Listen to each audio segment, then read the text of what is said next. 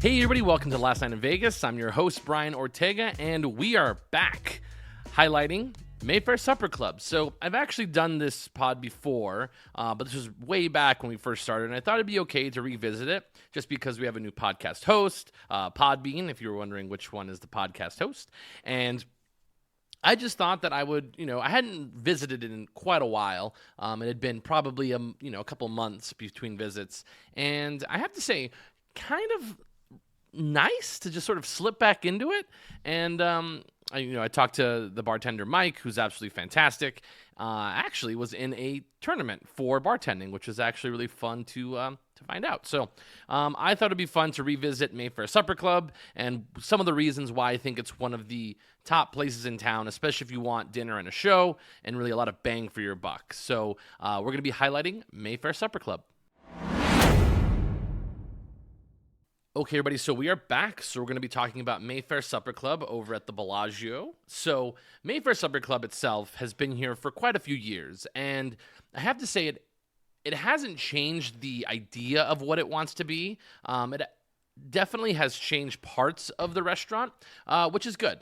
And it's also not as hard to get a reservation in here as it used to be, because it used to be so hard getting a reservation here. But what's nice is that they've really figured out a really good way of bringing people into the restaurant and also, making sure you don't stay all night long, because they do have sort of a time limit on the reservation, which is important just because it allows more people to walk through, and it does sort of scooch out into the bar area, which is fine with me.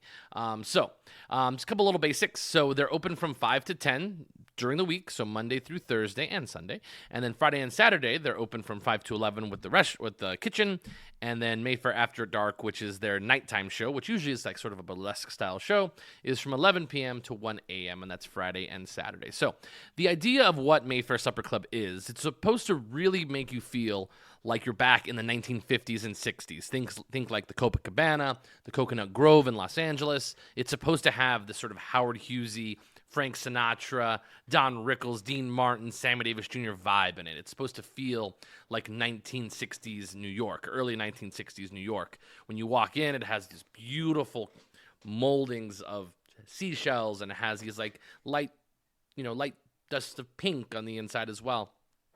But it really feels like a cool nightclub that you would take somebody if you were like, let's say, Goodfellas, for example. It really feels like that scene where you're sort of entering and descending into the nightclub and sort of into this world. And what's really fun about this property, or this particular restaurant, is the live entertainment factor. You're going to see a lot more of this live entertainment, and I like the way that it's set up, where it is a show. It's very different than, like, let's just say Delilah's, I haven't been on the weekends. I've never been on a Friday, Saturday.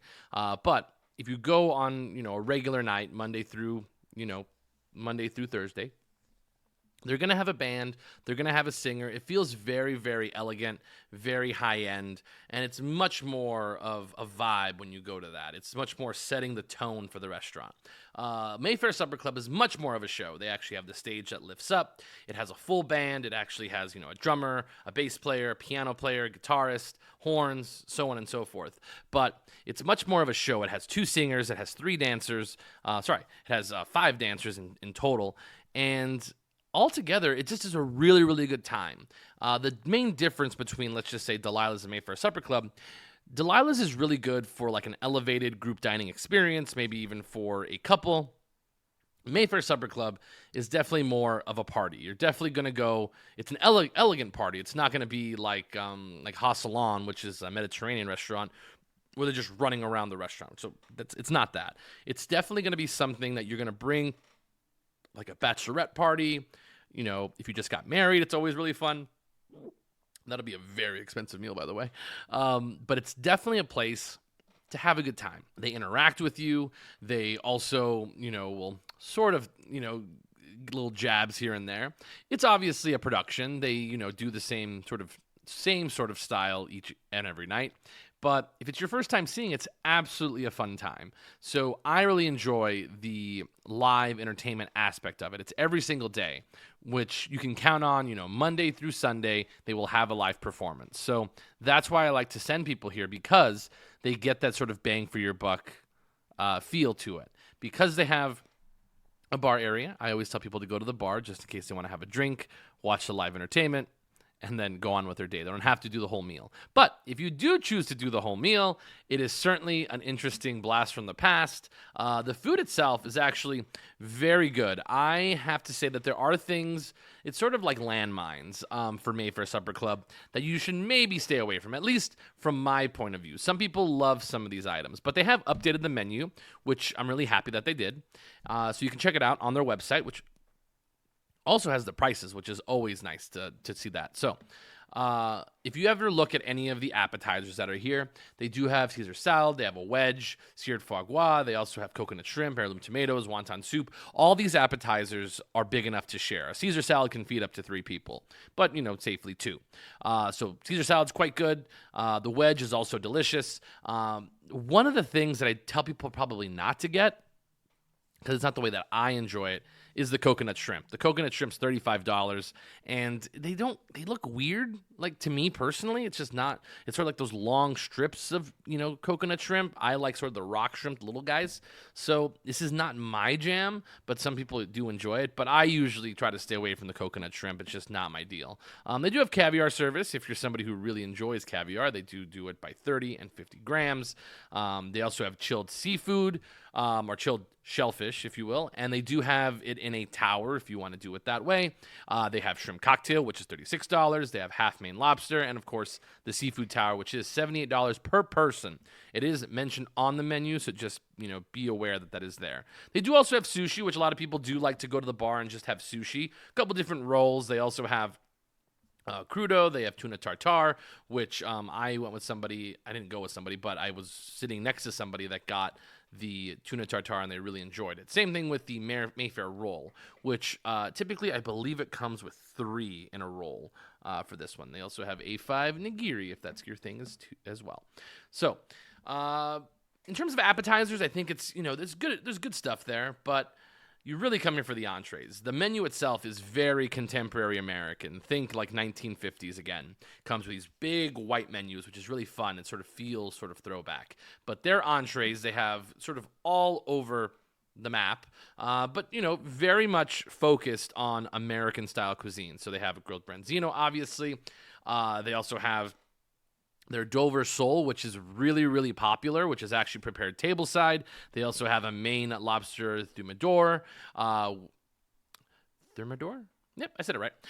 Those are the things that are going to get into the higher levels. So those are going to be in the $130 to $150 range. So just keep an eye on that if you end up going. Another thing that they do serve tableside is their garlic-crusted prime rib. That is $90. They will bring out the cart, they slice it for you, and then present it as well. So they do have a couple steaks in the menu, New York strip, so on and so forth. Check the menu out if you want to see all the items that are on there. But a lot of the items are actually really, really well done and very, very simple, but really high quality. So I enjoy that. Last time I went, I didn't know they had this, but they added the grilled pork chop, which I think was a great decision. Just because sometimes when I go, I don't want a steak, but I do want to try one of the sides, which I'm going to explain later what side I'm talking about that's just absolutely delicious. But I want a protein that's not going to be, the New York strip, which is $80. I want something that's a little bit more unique, but also, pretty straightforward for me. So I actually went this last time, and I had the grilled pork chop, which comes out beautifully. It comes, juicy, tender, perfectly cooked pork chop with the bone. It also has crispy onions, fennel apple salad, which comes on top. They also have brown sugar applesauce, which is actually on the bottom as sort of a sauce. But it's very good. I really enjoyed the pork chop. I would go again just for the pork chop, and I think it's delicious. Also, for those of you vegetarians out there, they do have a cauliflower steak, just in case you wanted to get your cauliflower steak on, which I will not be doing, but it is there. But their sides are really fantastic. Their sides are really big. They're actually, I've had sides just for dinner before. So I've gone here. I love, love, love, love the truffle pasta. Would highly recommend the truffle pasta. It is certainly something that I come here just to eat is the truffle pasta. It can feed up to 2 people. It's a great side. It's probably one of my favorite sides at Mayfair Supper Club. I also love their potato puree. It is a classically presented and prepared potato puree. It's very creamy, very buttery. I love it. It's so good. I have to get it every time I come here. They do have truffle fries. I don't like the thick fries. I'm not a big fan of their fries over at Mayfair. I don't always recommend it. Most of these sides are going to be between $20 and $35. So you kind of have to put that into account when you're actually putting together what the budget is for this restaurant. They also have beef fried rice. I do not recommend the beef fried rice. I didn't think it was very tasty when I went. But again, this is a couple landmines you have to know about when you're going through here. Some people love the mushrooms. They also have sauteed broccolini and, of course, cream spinach. Cream spinach, a very popular item, especially like where you have steakhouses, prime rib, a lot of places that were sort of mid-century, so like the 1950s and 60s, love to have cream spinach on the menu. So it's there. But the sides are quite delicious. But the menu itself has actually expanded from what it actually was when it started, and I think for the better. Everything was a little bit limited, but I'm glad that they've sort of, kind of expanded what you're able to get over at Mayfair. But the menu itself is great. The desserts themselves, I personally love the Black Forest cake. It is so good. It's so rich, and it's the chocolatey flavor to it. You could just taste all the calories going in, but it's so good. Love the simplistic Black Forest cake. It is my absolute favorite. They also do what's called the cigar, which the cigar is probably one of their most Instagrammable things on the menu. I am not a fan of it because I do not like smoke, that sort of smoky flavor, but it is basically presented as a cigar on fire, or lit, I should say, and it's milk chocolate panna cotta, a black currant ganache, and then it has blueberry compote and then hazelnut crumble. It is not my favorite. I don't think it tastes very good, but people love to take pictures of it, and then, it looks fun. They also have like the sort of traditionals, like the ice cream sundae. They have coconut cream pie, cheese plate, so on and so forth. But they do have Cherry's Jubilee, which is very, very popular.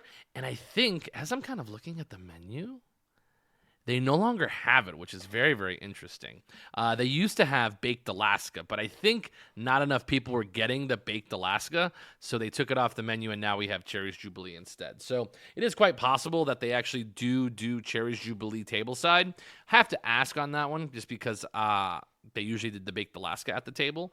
But this one, Cherry's Jubilee, pretty standard in Las Vegas. Black cherries, rum, and soft serve ice cream, which I had their ice cream the other night, and it is absolutely delicious. But the vibes of this restaurant is really, really, it feels high-end, but the thing that annoys me the most is you always get these high-limit players that come in, and they're not always dressed the correct way, and it just sort of, sort of bums me out, to be honest. But this really feels like a fun place where you can dress up to the nines. You can wear a suit if you want. Ladies, you can wear, a gown. You can wear a dress.